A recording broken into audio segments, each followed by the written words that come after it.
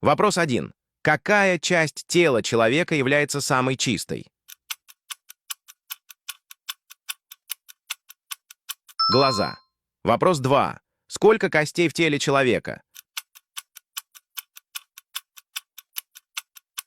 206. Вопрос 3. Какой самый редкий тип крови? Золотая кровь. Вопрос 4.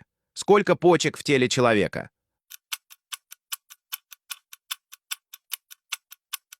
2. Вопрос 5. Как называется врач для глаз?